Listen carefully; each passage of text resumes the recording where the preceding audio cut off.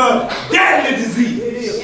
Everywhere you go, you see it on people's faces. You see it on people when you're passing in the street, and they always got their hand out, even when they already had it. That's true. How much they can steal and get by with without being caught. Amen. And the first thing when they get caught, I didn't do it. Come on, somebody. Ain't that what a crook said? Yeah, that's what that crook said. Come on, somebody. I went to court this week on behalf. I didn't break no law now. I was on the right side of the law. The magistrates will raise their hand, sir. Do you swear to tell the whole truth, nothing but the truth, help you, God? I said, I do. Come on, somebody. Sound like I was getting married. You don't know, but I was getting married to an oath to tell the truth. That's right. That's right. Amen. Sad as it may be, young men whose lives are thrown away because of greed. That's true. True. They open up this box of all the stuff they had collected. Amen. I mean, they had some good stuff. Oh my God, I did not say it too loud. Come on, somebody. I mean, some good GPSs. Amen. They had all kind of nice flashlights and sunglasses, iPods, and all kind of stuff that you can just buy right off the street for nothing. But they were crackheads. And now they're in trouble with the law. That's right. All because of greed and power. And when there's no balance in your life, the power, it will lead you to one side or lead you to another. But you'll never be able to stay straight. Why? Because you're lopsided. You see, it's important to understand that this woman said treason, treason, treason, because power went to her head. And when they went to kill her, the high priest said, don't kill her in the temple, take her out to the horse's gate. Slay her there.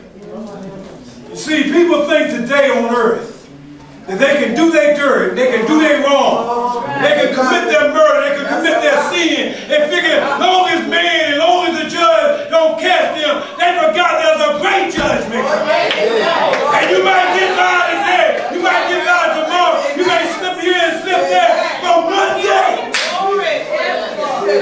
day when it's all said and done, you'll stand before the throne of God and give an account. That's true. True. Even the idle words that come out of your mouth. Why did you say that about pastor? Why did you say that about first lady? Amen. And you can't lie. Because them lying demons, come on somebody. Amen. Them angels who dictated your very voice. Amen.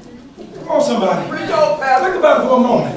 If man got high-tech devices to do things, think about what God might do. Because if you thinking man is smarter than God, then you thinking wrong. If you thinking man is smarter than God, amen, why do you think they're going back up on the spaceship trying to fix those satellites? And if God wants to, I'm just saying if God wants to, that's right. God can clap his hand. That's right. And everything in the stratosphere will collapse. That's right. Amen. That's true. You ain't even got it in your head yet. We're on a planet that's sitting in the middle of nowhere, just spinning 24 hours a day, 7 days a week, 12 months out of the year, 365 days out of a year. And the only thing that can be holding it up is the hand of God. That's right. You ought to thank God for your mama and she bringing you forth in this world. That's right. Some of y'all say, well, I ain't have a good mama. You don't know about my mama. My mama was a rotten. I can't trust her. She's a liar. She's a thief. She's a cutthroat. She'll mess you up.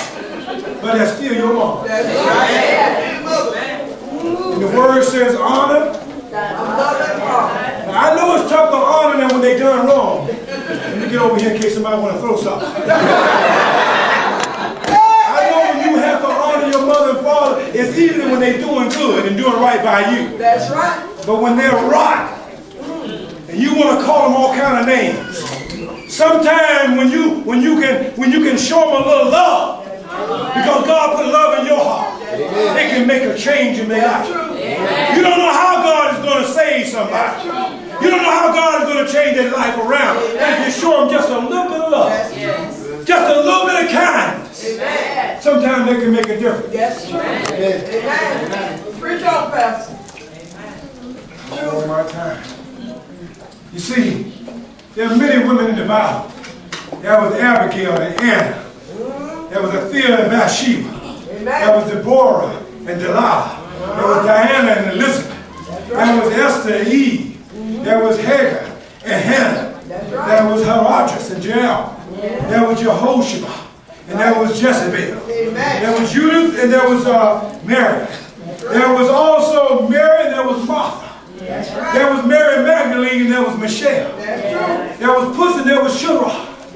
There was also Rahab and there was also Rebecca. And then we got to talk about Ruth and don't forget about Sinara. Amen. There are many women that more than that in the Bible, but only a few stands out in my mind.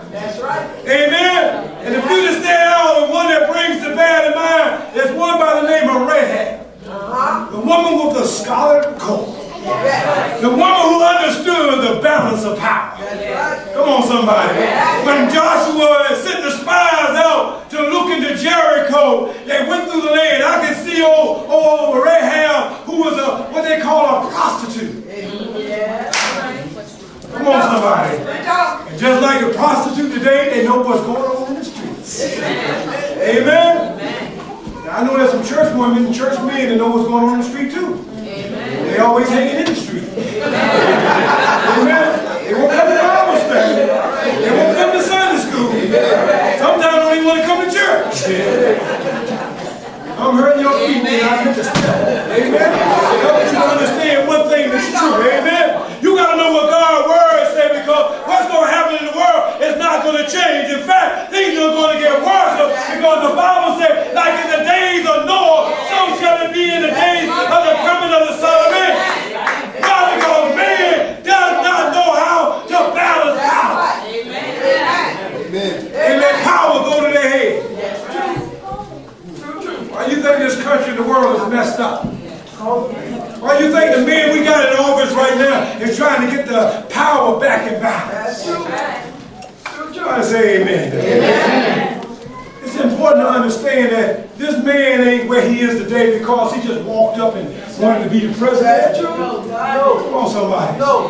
God has an appointed time for everything. He's appointed unto man once to be born and once to die. Amen. Amen. Well, this Rahab, who was had a place on the wall of the city, she could see people coming and going, and surely she was observing these men going through the city, checking things out, seeing where the soldiers were, seeing what time the gates closed, seeing who was coming in and out of the city, and they were spies from Joshua's camp.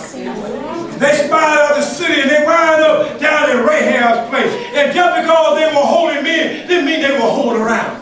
I'm talking to you right now.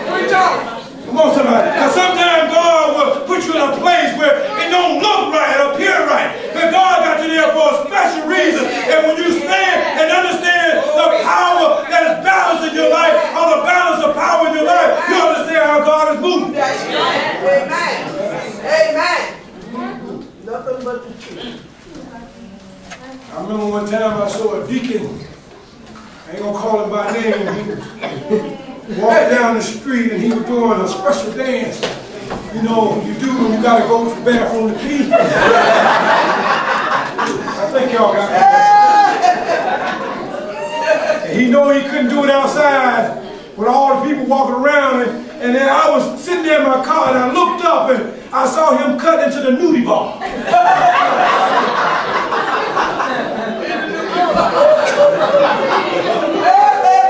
Y'all know where I'm going with this. Amen? That's why I can't call no name.